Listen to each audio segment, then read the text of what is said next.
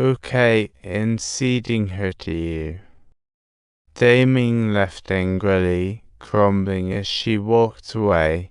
You won't even allow me to wear clothes.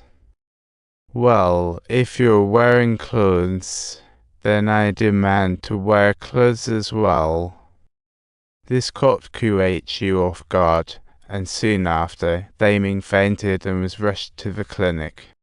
When her mom heard about this, she rushed over, and a series of bizarre events had Kuichi suspicious of the clinic.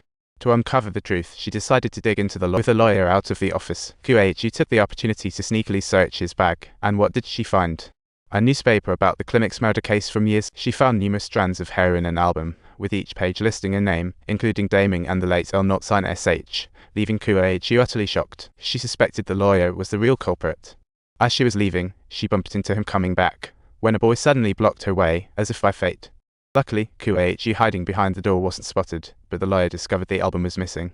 Taking advantage of his phone call, she made a quick escape from the office. Just as she stepped out, she bumped into the clinic chief, bearded bro, and in a panic, Kuichi spilled all the clues she had found, intent on avoiding the lawyers, so they headed to a weedy spot outside. After taking the album, bearded bro reminisced about the past. He informed Kuichi that L.SH's death 5 years ago was murder, not an accident. They stayed silent for the clinic's sake. Now, the lawyer seems more suspicious. The album hinted that Daming could be the next victim. So, they decided to use her as bait to draw out the truth. That night, weird things happened again. Daming, in a dream, found herself in the abandoned factory that J Copyright NJY3 and L.SH frequented. There was a strange woman squatting down, madly digging into the ground. Daming looked around, but saw no one else. Just as she turned around, she spotted a deep pit freshly dug. Daming mustered her courage and slowly approached to check it out. The woman stopped digging in that instant, but the next moment came a sharp shout, "Get out of my face." The scene switched, and Kuichi, who was on watch, fell asleep on the floor. When she woke up, she discovered Daming had vanished, and Kuichi had no choice but to get dressed quickly and search all around. Just then, noises came from the abandoned hydrotherapy room. Without giving it a second thought, she quickly found a ladder and climbed into a hole in the ceiling. Shortly after, she caught sight of Daming in the bathtub. Daming was still mumbling to himself, "How could this happen to me?" Kuichi saw Daming's head submerged in the bathtub and panicked, worried her friend would drown. After hesitating briefly, she summoned courage and stepped forward. Luckily, Daming's mouth and nose stayed above water. As Kuichi tried to wake her, Daming suddenly opened her eyes.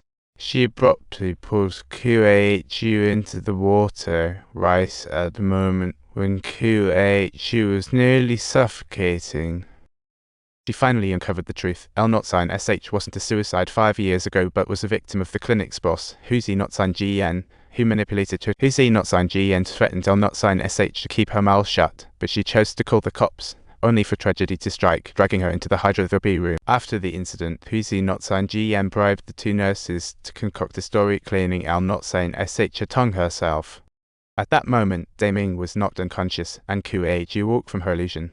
It turned out Huzi-GN had arrived just in time to save Daming's life. Now aware of the truth, Kuichi panicked upon seeing the real culprit and urgently helped Daming up to leave. Huzi-GN seemed to sense something amiss. At that moment, Daming revealed a secret. She, too, had been victimized by Huzi-GN. Under threat from him, she kept silent, resolved to leave as quickly as she could. But just as Kuichi turned to find Huzi-GN, he grabbed Daming. He stared Kuichi directly in the eyes, threatening her not to spill the beans, or he would kill Daming. Kuichi trembled with fear and decided to flee, but she was quickly caught by Huzi-GN, who held her by the hair.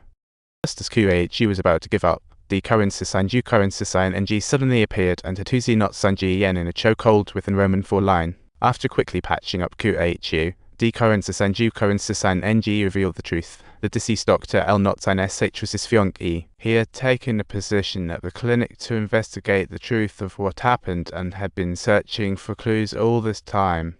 Kuichi then realized she had misunderstood the Current Society NG. Suddenly, Huzi-GN, now awake, stabbed him with a dagger.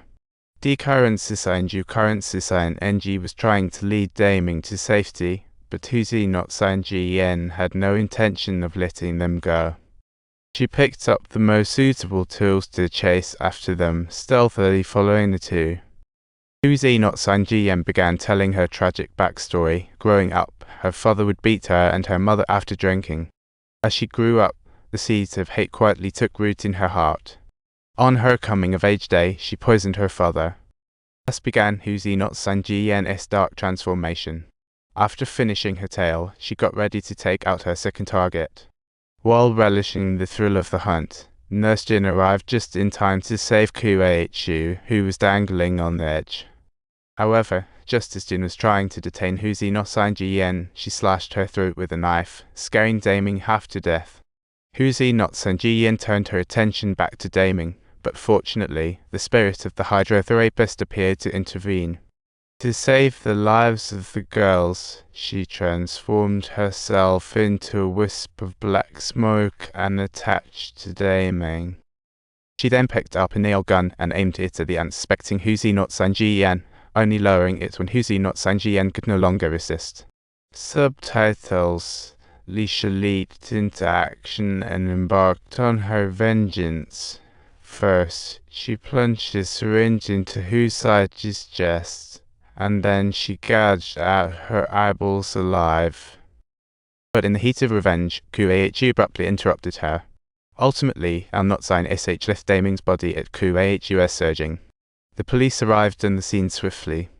Although Huzi no Sanji Yen wasn't killed, she would have to spend some time in jail. Huzi no Sanji Yen's ex-wife came to visit her, only to discover that Al-Notsign SH's ghost had taken over her body. The movie ends here. Evil is completely eradicated, and the clinic returns to silence. Don't forget to subscribe if you liked the story.